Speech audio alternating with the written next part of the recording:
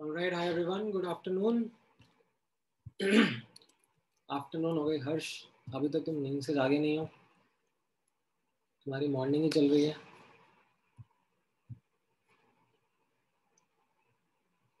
या हाय Siddharth, good noon.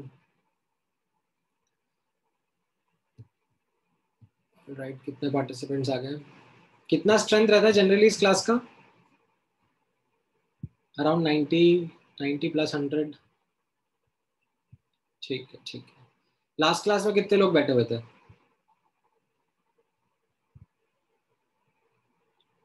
90 100 के आसपास थे. ठीक है, धीरे धीरे ज्वाइन कर लेंगे. As such we have a doubt discussion session today. However हम लोगों ने अभी थोड़ा सा ही पढ़ा है, तो आई एम श्योर आप लोगों के काफी डाउट्स तो नहीं होंगे. बेसिक बेसिक कुछ डाउट्स होंगे. So I would use today's session, ठीक है, not the complete session but some part of that session to do some problem solving based upon the quantum theory that we discussed in the previous lecture. ठीक है, पहले मैं एक बार कुछ आप लोगों के डाउट्स ले लेता हूँ एंड देन फिर मैं थोड़ी प्रॉब्लम सॉल्विंग प्रैक्टिस आपको करवाऊंगा. Now based on homework or assignment that was given to you, अभी तक आई थिंक मैंने आपको जो जो होमवर्क या जो जो असाइनमेंट दिया है that constituted of some reading from NCERT,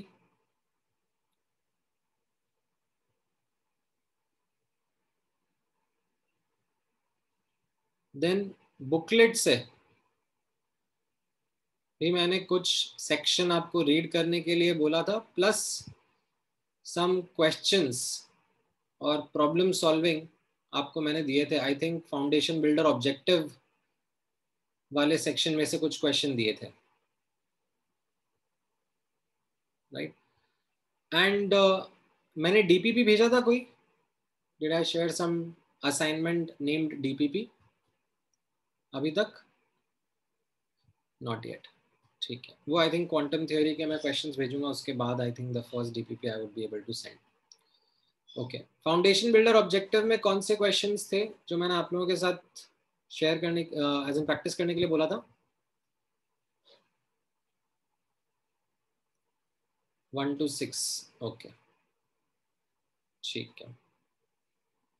alright, so 1 to 6 questions में any doubts, any particular question that you would want me to discuss based upon the attempts that you have made?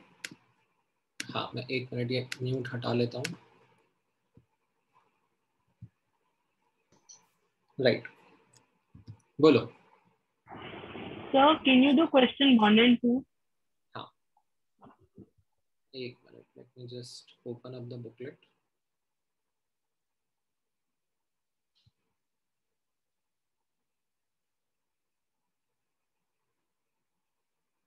Question 1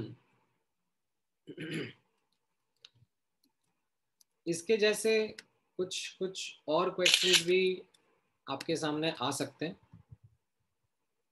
ठीक है, although technically this question isn't part of this chapter, it will be covered in another chapter called as nuclear chemistry.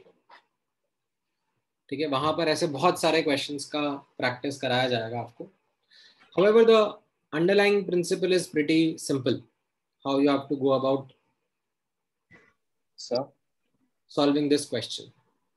हाँ बोलो. So the answer is neutron, is it not?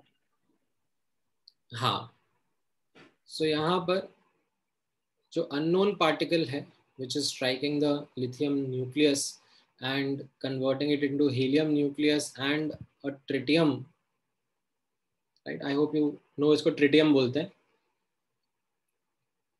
अब ये जो unknown है इसका mass number and atomic number को late से मैं x एंड y बोल देता हूँ. ठीक है, now when you have to solve such questions, all you have to do is conserve mass numbers and conserve atomic numbers, and that will give you the idea of what exactly is the particle. Okay, so if you like conserve mass number, तो left hand side पे कितना है 6 plus x, and right hand side पे कितना हो जाएगा 4 plus 3, right. सो x का value आ जाएगा 1, right. Similarly if you will conserve atomic number,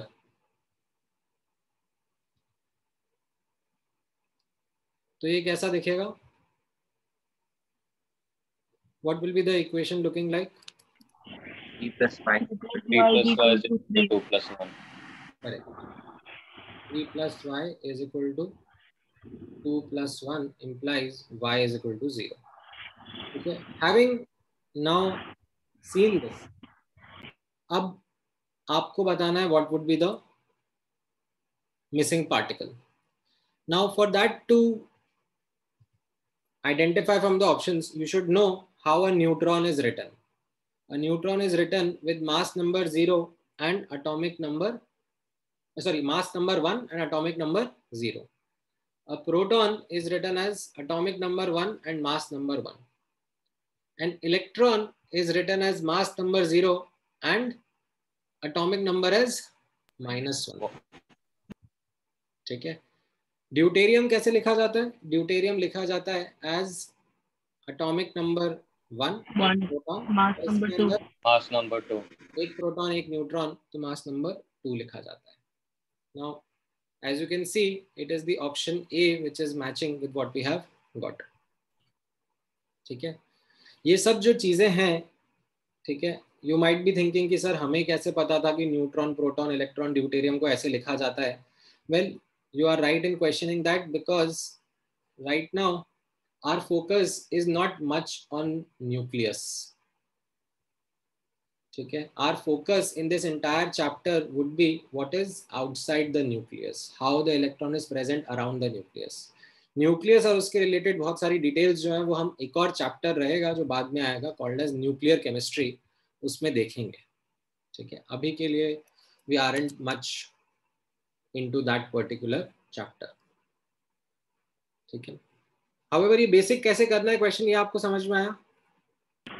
yes sir. Yes, sir. अगर मैं आपसे एक और क्वेश्चन पूछूं इसी के जैसा प्रैक्टिस करने के लिए, तो would you be able to take an attempt at it? Yes sir. Yes, sir. Okay, चलो मैं आपसे पूछता हूँ. Give me just 1 moment.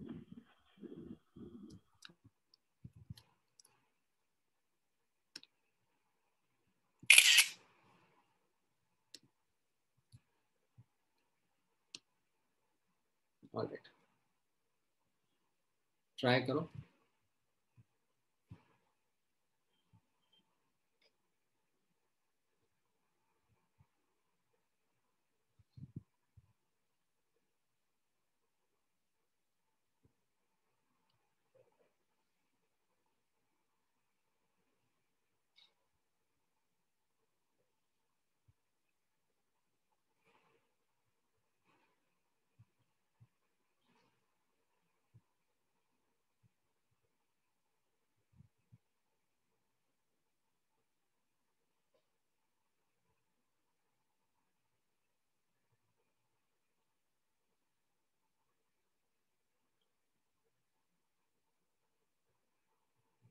ऐसे अप्रोच करना है, सिमिलर लाइंस पे जाना है आपको.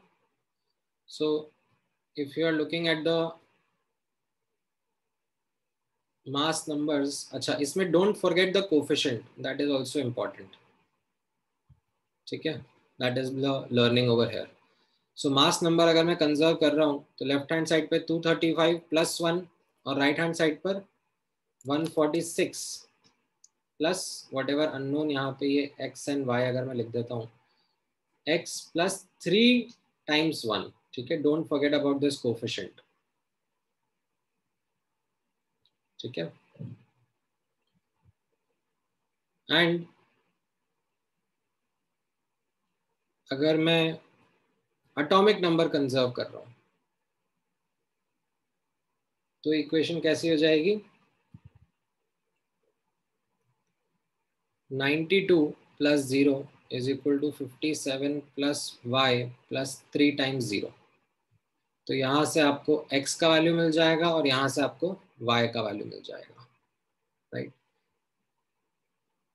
सो y कितना आ रहा है आपका? Sir, 35. 35. और x का value 87. 87. 87. So based on that you are able to say that B option would be the correct answer. ठीक है, जो बच्चे 3 भूल गए होंगे they might have come up with C option as the answer. ठीक है,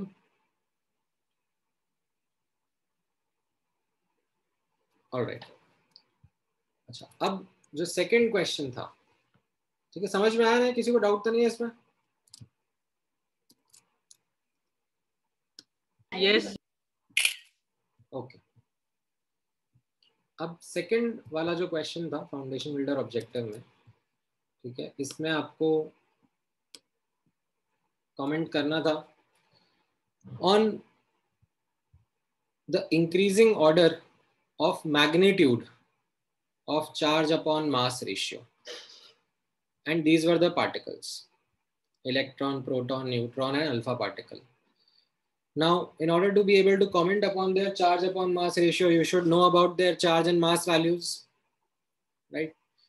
Now the thing is, in order to save time, which is going to be an important thing as we go forward, don't get into actual calculation, because आपसे यहाँ पर कोई पूछ नहीं रहा है कि नंबर क्या रहेंगे, what will be the values of charge upon mass ratio, आपसे जस्ट ऑर्डर पूछा जा रहा है। सो आप इसमें आप थोड़ा स्मार्ट हो सकते हो, ठीक है। You start noting things down that electron, proton, neutron and alpha particle, इनके लिए अगर लेट से आपको मैं बोलूँ, ठीक है, चार्ज एंड मास के ऊपर कमेंट करना है, ठीक है। So you have a column of charge and a column of mass, right. Now अगर मैं चार्ज के बारे में बात करूं तो इलेक्ट्रॉन का से अगर माइनस क्यू होगा तो प्रोटॉन का प्लस क्यू होगा, न्यूट्रॉन का 0 एंड अल्फा का +2q, राइट। मैं वेरिएबल के टर्म्स में जा रहा हूं ताकि टाइम सेव कर सकूं। अगर मास ऑफ प्रोटॉन m है, मास ऑफ न्यूट्रॉन भी ऑलमोस्ट m ही रहेगा, ठीक है। हमें एक आइडिया है दैट न्यूट्रॉन प्रोटॉन का मास काफी क्लोज रहता है, एंड अल्फा पार्टिकल का मास कैसा रहेगा? ऑलमोस्ट कितना? 2m. 4m. Alpha particle is made up of 2 protons and 2 neutrons, na?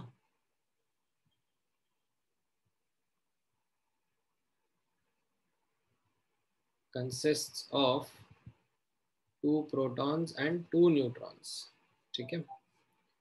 And what about the charge of electron? Sir, 0 mass. ठीक है, it will be much less than m.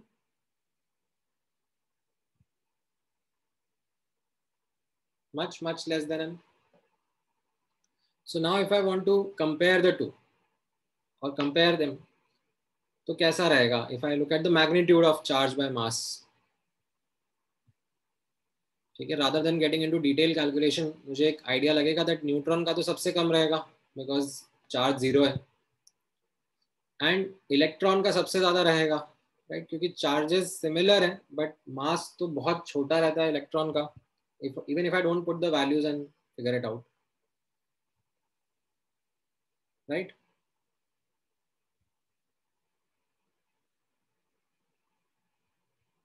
अच्छा, then what about the comparison between alpha particles and proton? Like you can see alpha particle का कम रहेगा, proton का ज्यादा रहेगा। क्यों? Alpha particle का कैसा रहेगा? ये 2q/4m, और प्रोटॉन का क्यूब आयन। समझ में आया?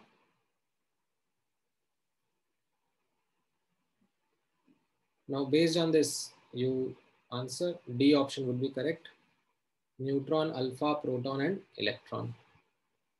ठीक है,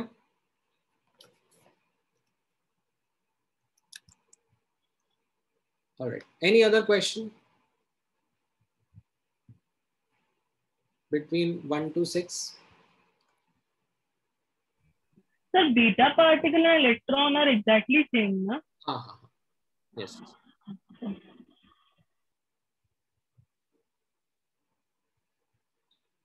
ठीक।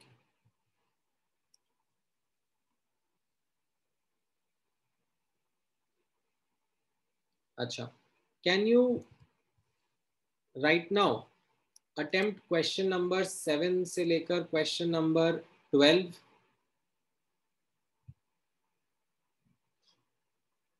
based on what we had studied in the previous class? ठीक है, अभी हाथों हाथ आप लोग अटेम्प्ट करना शुरू करो FBO में question number 7 to question number 12।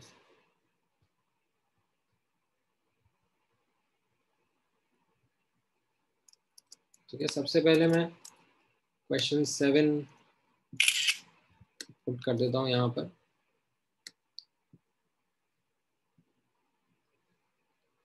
क्या रहेगा आंसर?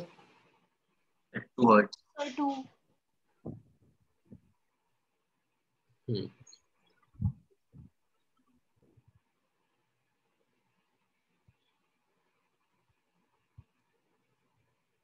सो ऐसा क्वेश्चन अपने क्लास में भी देखा था and based on that we were counting, right, ये एक वेवलेंथ, ये दूसरा वेवलेंथ, ये तीसरा वेवलेंथ, ये चौथा वेवलेंथ, राइट।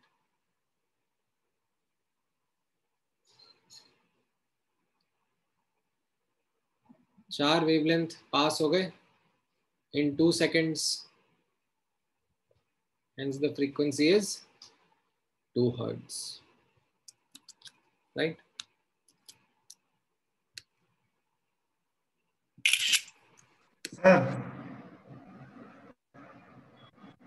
Sir, हाँ बोलो। sir, I am having doubt in question number 3. Question number 3, हाँ, सो x2 माइनस जो नोटेशन है इसका मतलब क्या हो गया?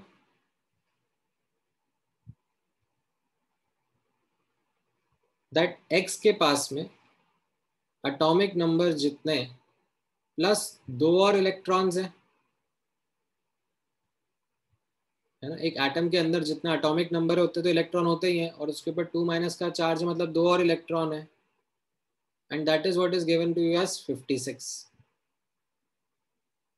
तो इससे आपको एटॉमिक नंबर मिल जाएगा ना 54,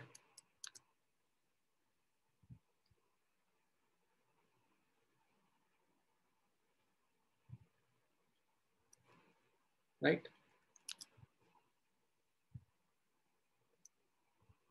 समझ में आया? Yes, sir.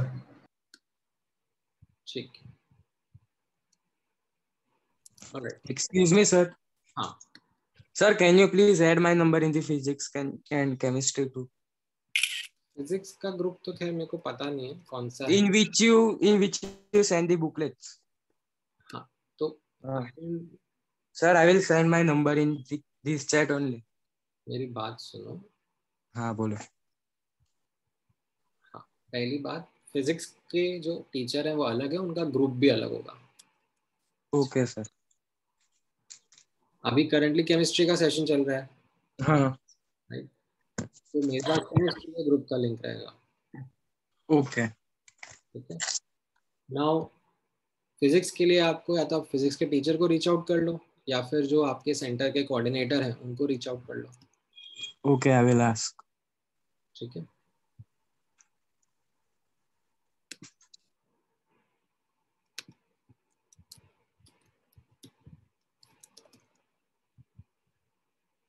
No.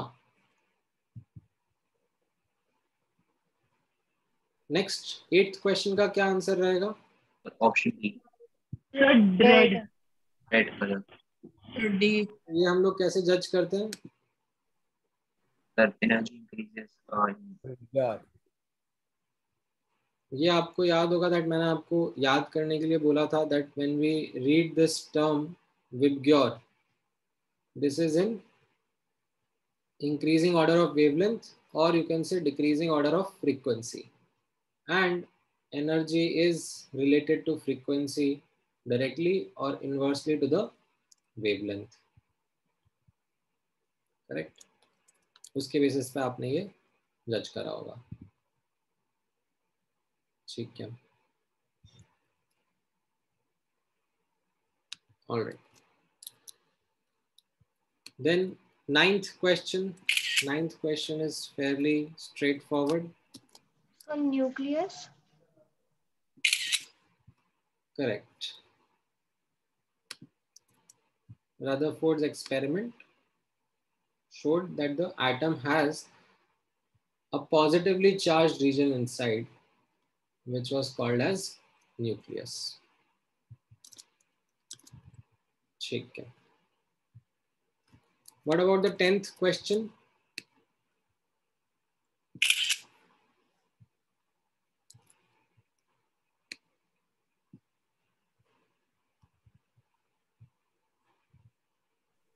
A. B. Right, so इसमें आप लोगों को यूनिट्स का ध्यान रखना पड़ेगा। ठीक है, दिस इज अ क्वेश्चन जहां पर अब धीरे धीरे आपको यूनिट्स का इंपॉर्टेंस समझ में आएगा। वैसे आज मैं आपको कुछ क्वेश्चंस कराऊंगा जिसमें I help you highlight the importance of units while we are solving questions.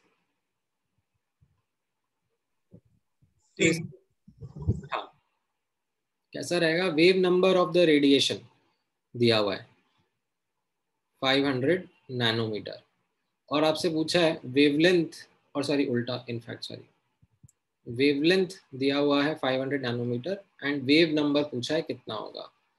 Now if you remember the relationship, wavelength का इनवर्स वाज वेव नंबर, तो ये 1/500 नैनोमीटर इनवर्स आपका रिजल्ट रहेगा। बट ऑप्शंस कोई सा भी नैनोमीटर में नहीं है, सब मीटर में है। तो अब मैं क्या करूंगा? I'll remember the result that 1 nanometer is 10 की पावर 9 मीटर, राइट? ये मुझसे एक्सपेक्टेड नॉलेज है।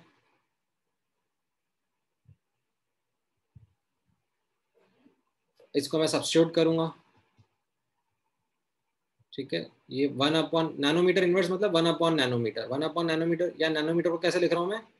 10 की पावर -9 मीटर, राइट? तो ये कैसा हो जाएगा? अब मैं इसको सॉल्व करूंगा, ये 2 जीरो तो चले जाएंगे। 1/5 इंटू 10 की पावर -7 मीटर इनवर्स, राइट? इसको मैं ऊपर ले जाऊंगा, लाइक इसको तो 1/5 को तो 0.2 बोल सकता हूँ, और ये ऊपर जाके 10 की पावर 7 हो जाएगा, right? And then I can adjust the zero as well. ठीक है, यहाँ पर इसको मैं 2 इंटू 10 की पावर 6 मीटर इनवर्स बोल सकता हूँ। एक जीरो को इधर शिफ्ट कर दिया मैंने। तो अब आपका ये ऑप्शन से मैच करेगा, दैट इज सी ऑप्शन। ये आपका आंसर रहेगा। ठीक है, so a lot of you were giving A and B as the correct answer, but I hope you realize the importance of units. That is something with students starting में काफी गलतियां करते हैं।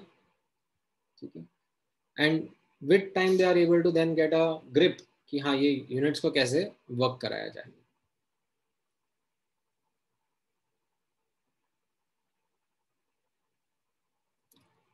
ठीक है,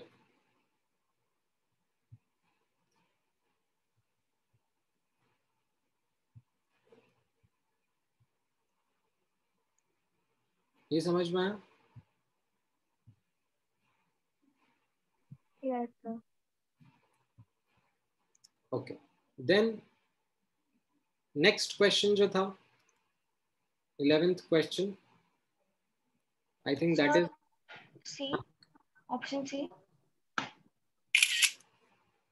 देख लेते हैं एक बार इस वाले क्वेश्चन में कैसे अप्रोच करना था. From quantum theory of light, we understand that energy is hc by lambda, energy of photon, है ना?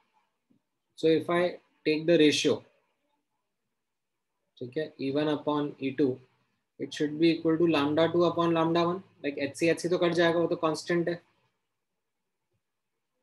ना? तो Yes, अगर sir. energy of ratio of photon 2000 angstrom upon 4000 angstrom, तो ये 1:2 आ जाएगा ना? Sir, lambda 2 is 4000 angstrom. Oh, sorry, my bad. Correct. This is lambda 1, this is lambda 2. So 4000 upon 2000, that is 2:1, and like angstrom तो cut ही जाएगा, ratio है. ठीक है.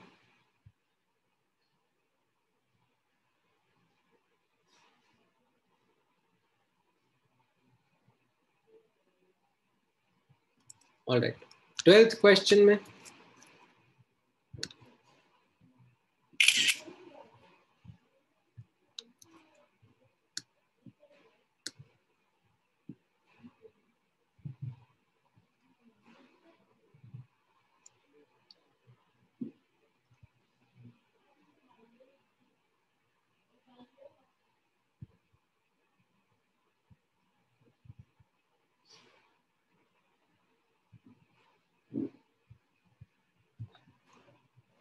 इसमें आपको कैसे सोचना है, फ्रीक्वेंसी दिया हुआ है और वेवलेंथ पूछा जा रहा है.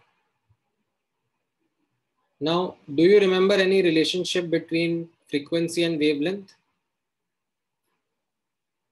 क्या E is relation equal to frequency. E is equal to F. Equals to F was equal to speed, lambda. right? Hmm.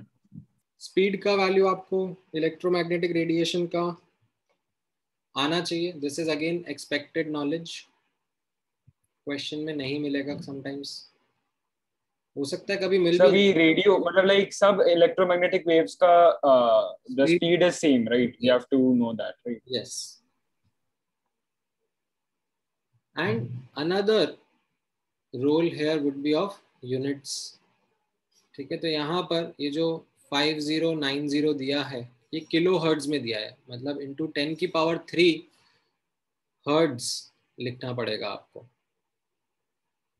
ठीक है, ताकि आप सब प्रॉपर यूनिट्स में, ऐसा यूनिट्स में वर्कआउट कर सको ताकि आपका आंसर जो है वेवलेंथ का वो मीटर में आ जाए. एंड इससे जब आप सॉल्व करोगे, which would require careful solving. क्यों? क्योंकि ऑप्शंस बहुत पास पास हैं. ठीक है, तो अगर मैं यहाँ पे ऐसे फिगर आउट करने की कोशिश करूँ तो ये कैसा हो जाएगा, यहाँ पर ये 10⁻³ और 10⁸ से ये 10⁵ हो जाएगा, है ना? एंड ये 3/5090 है. तो मैं ऐसा कर देता हूँ दैट इसको ऊपर 30 बोल देता हूँ, एक 10 यहाँ से बोरो कर लेता हूँ, एंड ये 5090 के 3 0 यहाँ से सब्ट्रैक्ट कर देता हूँ ताकि मैं इसको 5.09 लिख सकूँ. ठीक है, तो इसको मैं 1 कर दूंगा. सो बेसिकली ये 300/5.09 हो गया. ठीक है, अब आपको ये पता है दैट 300/5 इज 60, बट डिनोमिनेटर थोड़ा सा ज्यादा है तो ये 60 से थोड़ा कम रहेगा,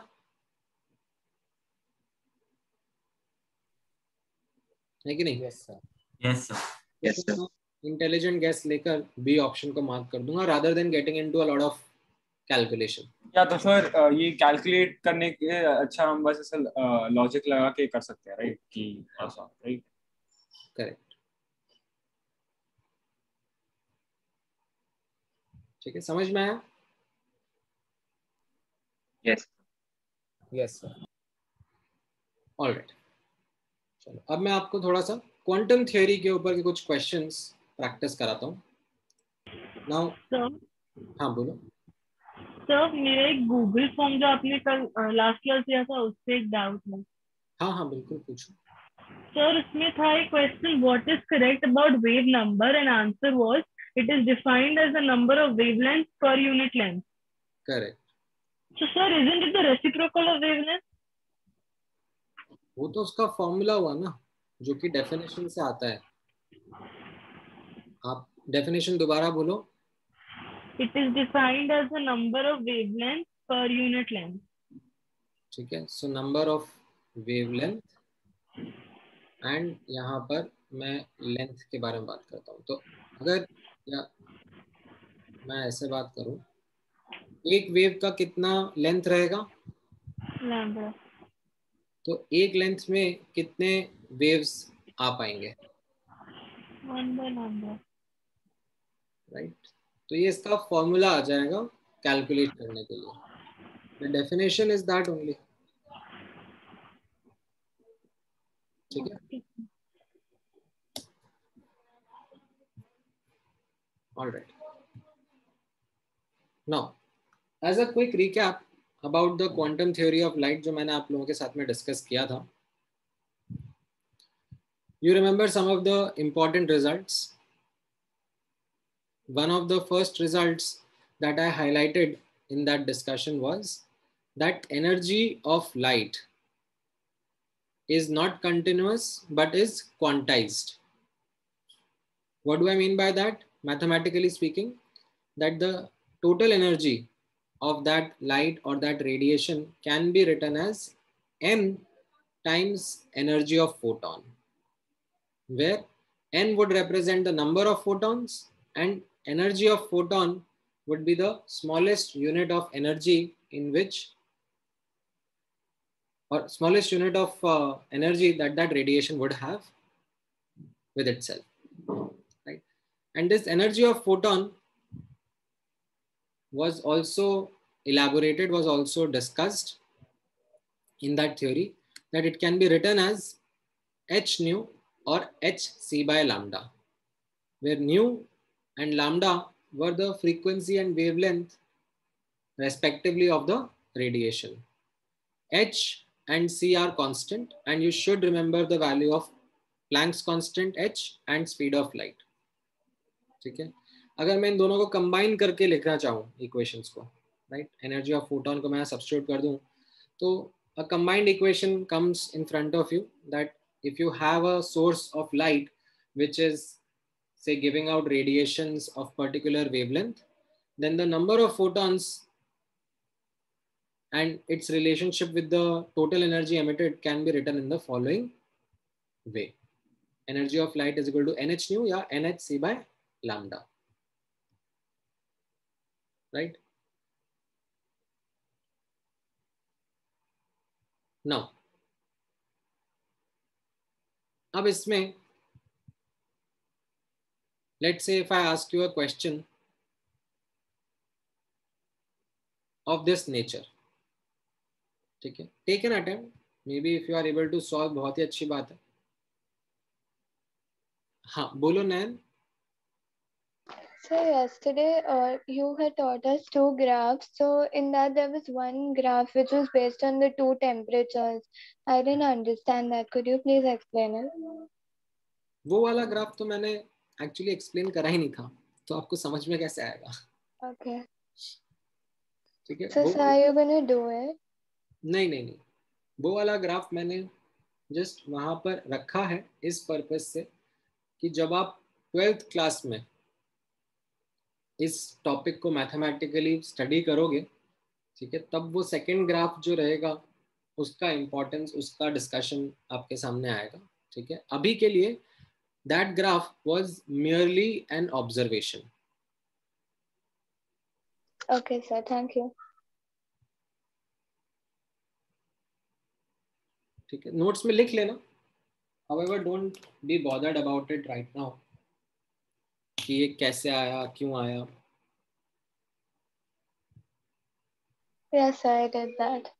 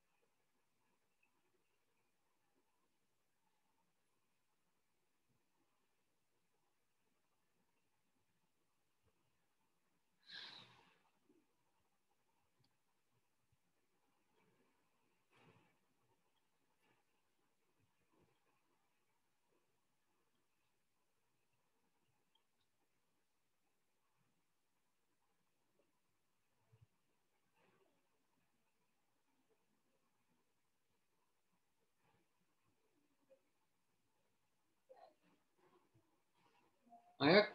किसी ने कुछ सोचा? Like somebody would want to, if not the answer, but would want to share the approach. कैसे करना होगा इस क्वेश्चन को? हाँ. Sir, so I calculated the amount of energy which was being released by the bulb in 1 second, which is 75 joules. So in 1 second, since it is 75 joules, and in the question it is written only 15% of the energy is supplied into it. So I took 15% of 75 joules. So that was the total energy of light. So using the formula E of light equals to N into Hc upon lambda, I calculated. I'm calculating N. Perfect. Right. So कैसा approach रहा यहाँ पर? Like when you looked at this question, for someone who was looking at it, you might feel कि अरे ये bulb और bulb का power ये सब तो हमें पढ़ाया ही नहीं. ठीक है. हाँ, photons जरूर पढ़ाए थे. And it was something which was taught in quantum theory of light.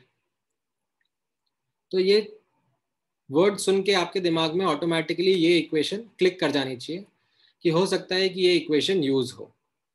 ठीक है. नाउ अब आपको थोड़ा सा कॉम्प्रिहेंड करना पड़ेगा क्वेश्चन को. कैसा?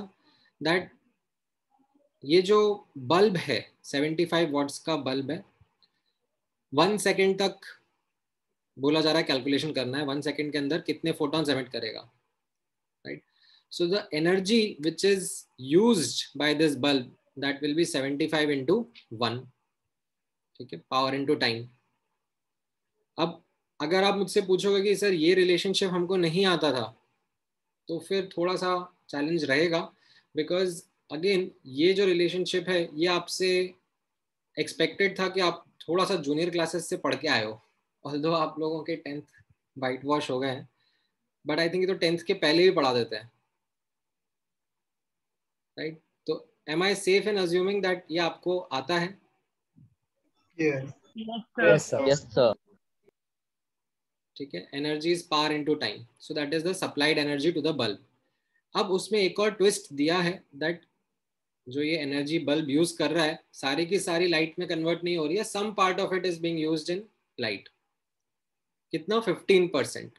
सो ठीक है, 15% would be the energy of the light emitted. अब बोला जा रहा है that calculate the number of photons. तो now you remember that quantum theory of light has a relationship of energy of light with energy of light with the wavelength and number of photons.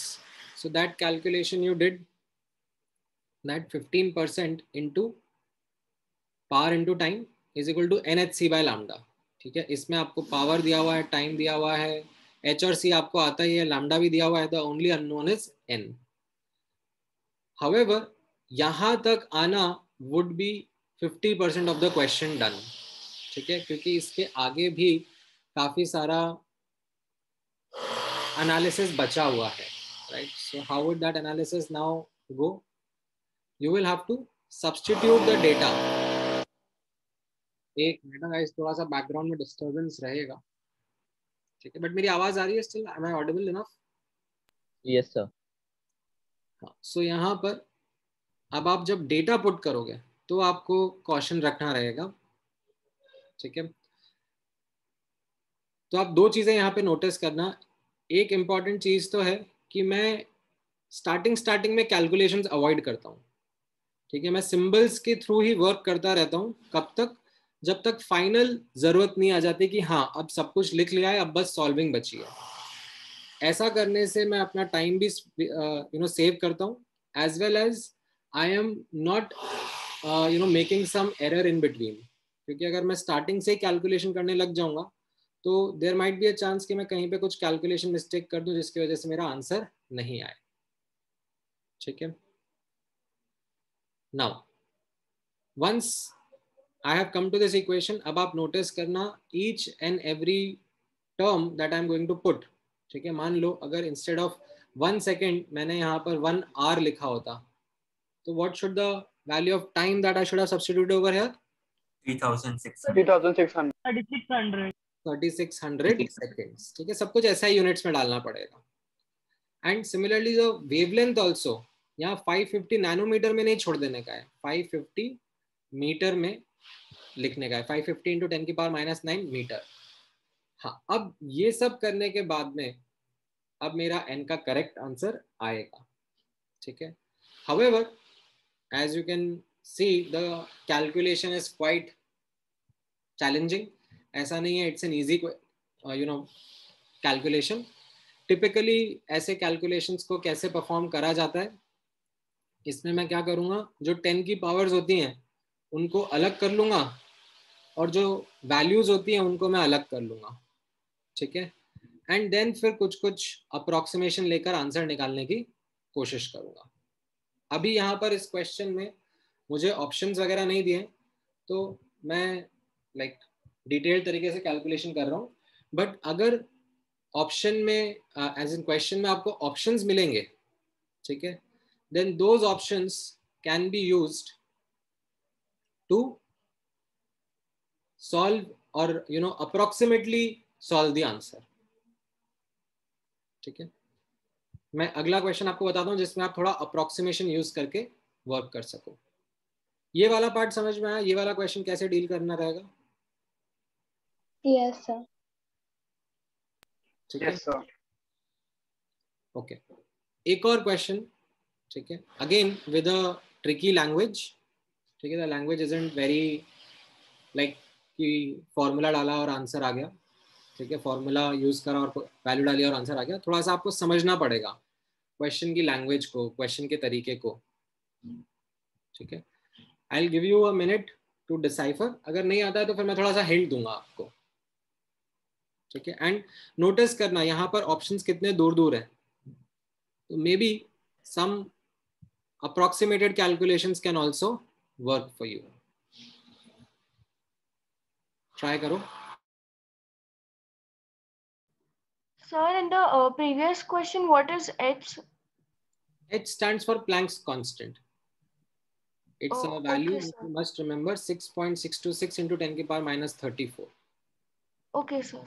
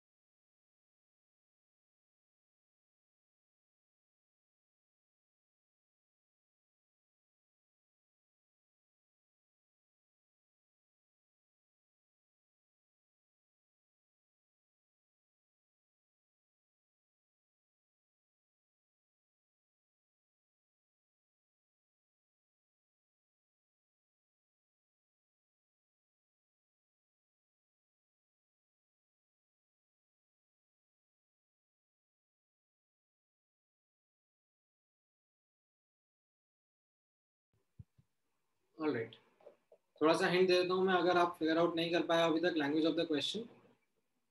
सो ठीक है, pen चलाना would be the trick. ठीक है, जितना आप pen चलाओगे उतना ही आपको चीजें कनेक्ट होती हुई समझ में आएंगी। सो कैसा है, there is some I which is going to pass some signal to the brain. Now it is receiving certain photons of wavelength 890 nanometer, and the question is asking that कितने photons minimum strike करें such that the signal can be passed, and it is mentioned that the energy required to pass that signal is 3.15 into 10 की power minus 14 joules.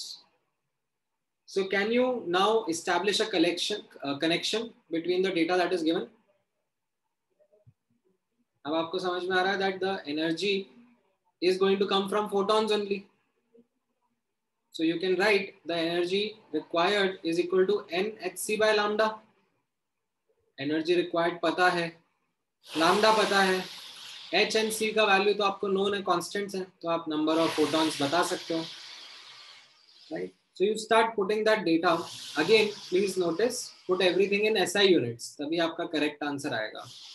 यहाँ पर ये energy joules में है, ये H का value, C का value, and then wavelength का value in meters. Now, after doing this, अगर let's say अब आपको थोड़ा बहुत approximated calculations करनी है, ठीक है, because you found that options काफी दूर दूर है, तो मैं इसी चीज को अगर थोड़ा approximately लिखना चाहूँ तो मैं कैसे लिख सकता हूँ? हो सकता है मैं ज्यादा अप्रोक्सीमेशन ले लूं, बट मैं ज्यादा अप्रोक्सीमेशन भी क्यों ले रहा हूं, क्योंकि यहाँ पर ऑप्शंस के जो 10 के पावर्स हैं वही काफी दूर दूर है। ठीक है, तो मैं क्या करूंगा, मैं यहाँ पे बोल दूंगा, ठीक है, एंड ये सब ऑप्शंस के बेसिस पे डिसाइड करना पड़ता है। ठीक है, so you can do here by saying कि इसको 3 बोल देते हैं, ये 10 की पावर माइनस 14, इसको 6.6 को चलो 6 मान लेते हैं, इसको 3 और ये इसको 900 बोल देता है। ठीक है, बाकी 10 की पावर्स कैसी हो गई, ये 10 की पावर माइनस 34 इंटू 10 की पावर 8 एंड ये 10 की पावर माइनस 9, तो ये ऊपर जाके 10 की पावर माइनस 9 ये 10 की पावर 17 हो जाएगा, एंड 17 माइनस 34 तो कितना बचेगा, माइनस 70, 14 प्लस 3, हाँ 17, माइनस 17, और ठीक है 10 की पावर माइनस 14 तो ये कितना हो जाएगा, 10 की पावर माइनस 3 रह जाएगा, है ना, करेक्ट। अब इसको यहाँ पर 3 इंटू 900 इंटू 10 की पावर 3 अपॉन 6 इंटू 3, ये आप ऐसे n का वैल्यू ले लोगे। ठीक है, 10 की पावर माइनस 3 था, वो लेफ्ट हैंड साइड पे आके 10 की पावर प्लस 3 हो जाएगा। ठीक है, 3 कैंसिल आउट हो जाएगा, ये 2 जीरोस इसमें मर्ज कर दो, तो ये 1.5 इंटू 10 की पावर 5 के ऑर्डर का आ रहा है लगभग लगभग। ठीक है, maybe not very close to the actual answer, but आपको ये समझ में आया कि 10 की पावर के 5 के ऑर्डर का है, right, and that you can now easily click and check the option that is the C1. ठीक है, थोड़ा एक्यूरेटली करोगे तो भी आप जा सकते हो, अदरवाइज आप थोड़ा अप्रोक्सीमेट कैलकुलेशन कर सकते हो जब आपके सामने ऑप्शन हो। ठीक है, ये समझ में आया? Scroll up a bit. हाँ हाँ बोलो। So can you just show the options once again? Sure.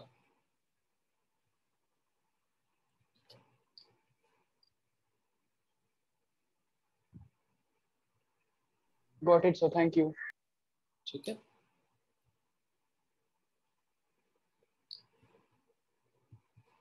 All right, चलो एक और लास्ट क्वेश्चन ट्राई करना चाहोगे? Yes, sir. चलो, इसमें तो कैलकुलेशंस भी नहीं है। ठीक है, this is something which you can do without much calculation, just need to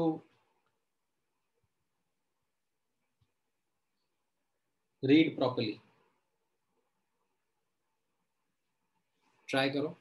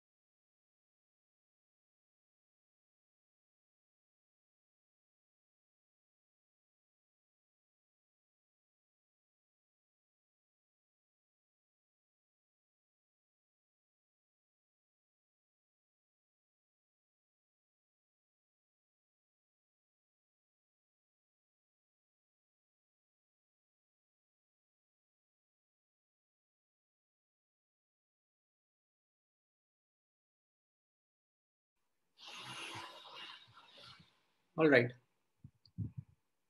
Aya, some Yes, sir. are able to give the answer. कुछ का अभी भी दिक्कत था. हाँ, right.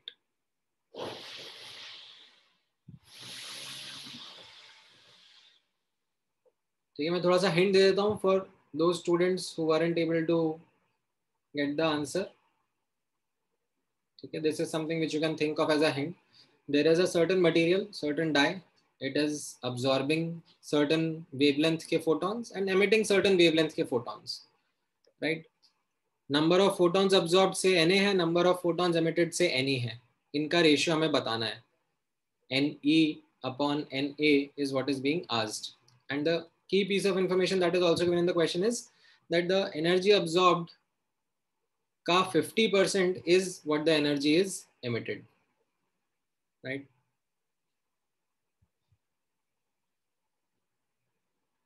हाँ, किसने सही आंसर दे दिया है? नहीं मुर्तजा, आपने जो दिया है उसका एक्चुअली रेसिप्रोकल आंसर है. ठीक है, may be you made that small careless mistake. हाँ, पूर्वा चित्राक्ष, आपने सही आंसर दिया है. आर्य आदित्य, अरे तुम तो दो नाम का मिक्सचर हो. आर्य एंड आदित्य. Yes, sir. आपने भी जो आंसर दिया है उसका रेसिप्रोकल आंसर है. अश्लेषा, महक and Kush, correct answer.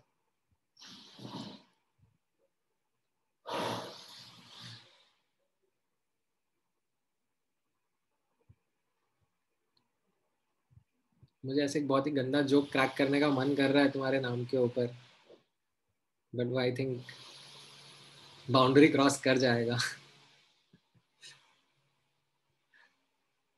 Sir चलेगा. नहीं यार, मतलब like you can take a hint, मतलब in the sense that nowadays there is a trend, no, that people put name of their children by combining the name of mom and dad.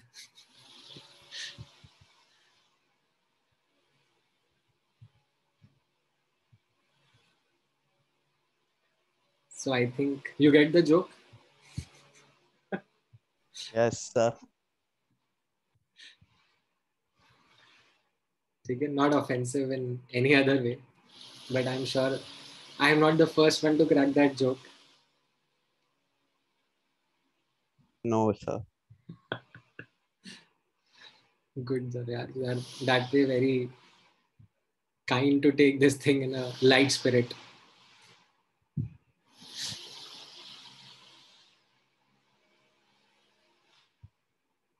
All right. So कैसे करेंगे अब? यहाँ पर energy absorbed is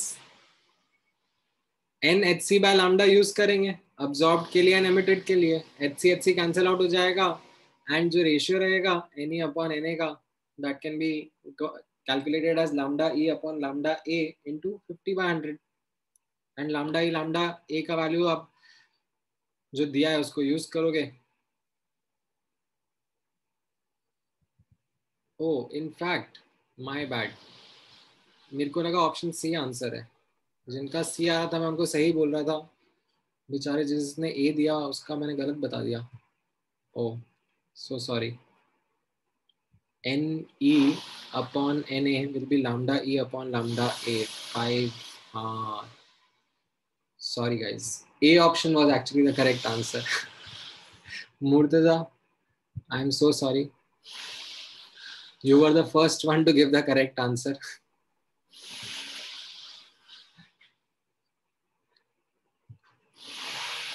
ठीक है. So I guess आप लोगों को एक क्वांटम थ्योरी ऑफ लाइट के क्वेश्चंस का एक आइडिया लगा, how they are to be worked on with. Yes, sir. Yes, sir.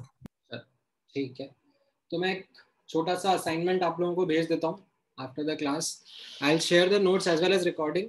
ठीक है, ताकि आप एक बार देख लेना कि ये क्वेश्चंस खुद से एक बार ट्राई कर लेना. जो बच्चे weren't able to get the answer in the first attempt, ठीक है, redo these questions, see if you are able to get the answers by yourself, and then attempt that small assignment which I am going to share with you on the group.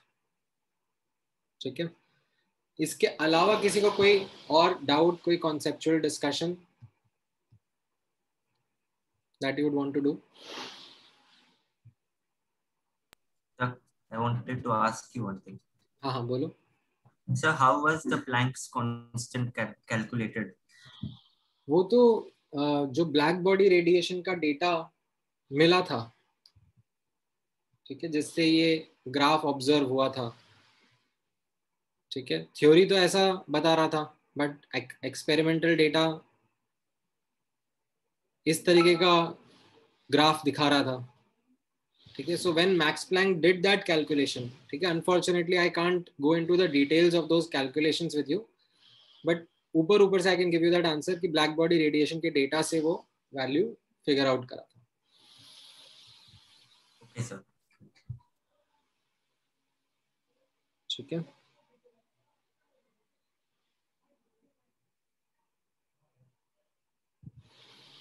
Sir हाँ sir, मेरे को एक first lecture से एक question था, वो मैं पूछ नहीं पाई थी. वो जो आपने सीआरटी एक्सपेरिमेंट में जब आप वो पैडल व्हील लगाते हो चेक करने के लिए मोशन ऑफ पार्टिकल्स, तो उसमें पिंक ग्लो दिखता है. तो सर वो पिंक ग्लो एनोड रेज है कि कैथोड रेज है ऑन स्ट्राइकिंग मेटालिक सरफेस? नहीं. So the thing is that it is a glow that is getting emitted because of collision between electrons and the metal atoms. ठीक है. जैसे electrons glass के atom के साथ collide कर रहे थे तो ग्रीनिश ग्लो दिख रहा था. हाँ sir.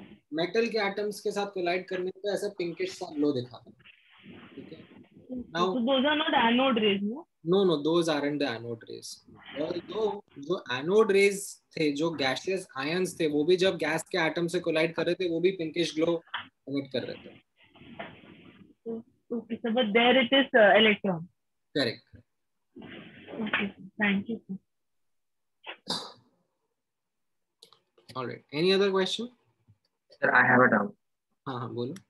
Sir, from the previous lecture. Sir, you made us draw a graph of that intensity and wavelength one. Correct. ये वाले ना?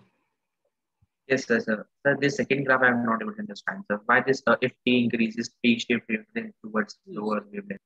हाँ. So पहले सुनो that जब मैं ये टॉपिक आपको पढ़ा रहा था, ठीक है, मैंने आपको समझाया ब्लैक बॉडी क्या होता है, ठीक है, उसका डेफिनेशन समझाया.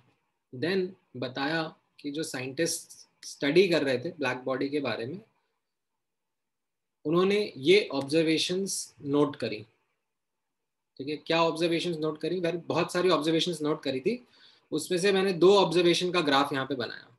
ठीक है. एक ऑब्जर्वेशन का ग्राफ मैंने ये बनाया दैट डिफरेंट रेडिएशंस जो एमिट हो रहे थे, ठीक है, एक ब्लैक बॉडी को किसी पर्टिकुलर टेम्परेचर पे नोट करा गया कि वो डिफरेंट रेडिएशंस एमिट कर रही थी एंड उन रेडिएशंस का इंटेंसिटी अलग अलग था. ये पहला ऑब्जर्वेशन था. अब ये पहला ऑब्जर्वेशन जो था, यही observation wave theory of light explain नहीं कर पा रही थी एंड उस फ्लो में फिर मैं आगे बढ़ गया. ठीक है. ये सेकंड ऑब्जर्वेशन के बारे में मैंने बात ही नहीं करी आप लोगों के साथ में. ठीक है. Although this observation is something जो मैंने यहाँ पर हाईलाइट करा हुआ है एंड इसलिए करा हुआ है क्योंकि 12th क्लास में जब आप ब्लैक बॉडी रेडिएशन के बारे में थोड़ा डिटेल में पढ़ोगे तो you will come across this graph again. तो मैंने नोट्स के पर्सपेक्टिव से यहाँ पे बस ऐड कर दिया है. ठीक है. तो यहाँ पर इनफैक्ट जो पहला वाला ग्राफ था, ठीक है, कि ऐसा क्यों होता है दैट इंटेंसिटी वेवलेंथ के साथ में ऐसा रिलेशनशिप शो करती है, मैंने तो वही एक्सप्लेन नहीं किया. तो फिर टेम्परेचर चेंज करने पर ये जो पीक है वो लेफ्ट शिफ्ट हो जाएगी. ये आपको मैंने कहाँ एक्सप्लेन किया, ये आप कैसे समझ पाओगे? Are you getting my point? Yes, sir. तो मैंने एक्सप्लेन ही नहीं किया ना ये वाला पार्ट, तो डेफिनेटली आपके दिमाग में डाउट रहेगा कि ये कैसे आया, क्यों आया. ठीक है. And the reason why I didn't go much into this is because आपको याद हो तो मैंने स्टार्टिंग में बोला था, जब हम ब्लैक बॉडी रेडिएशन पढ़ेंगे तो मैं एक सुपरफिशियल लेवल पे कवरेज करूंगा, ठीक है. I won't go into the mathematical details of all those things, ठीक है. तो यहाँ पर वही हुआ है दैट मैंने ऊपर ऊपर से बताया आपको कि ब्लैक बॉडी रेडिएशन की क्या ऑब्जर्वेशन थी जो कि wave theory of light explain नहीं कर पा रही थी, एंड देन कैसे क्वांटम थ्योरी ऑफ लाइट ने उसको पॉइंट आउट करके बताया, ठीक है. वो मैं आपको नेक्स्ट लेक्चर में जब हम थ्योरी कंटिन्यू करेंगे तब मैं आपको बता दूंगा, ठीक है. But don't be to worried about कि ये वाला ग्राफ नहीं समझ में आया. Just keep it in notes अभी के लिए, जस्ट कीप इट हैंडी, बाद में आएगा.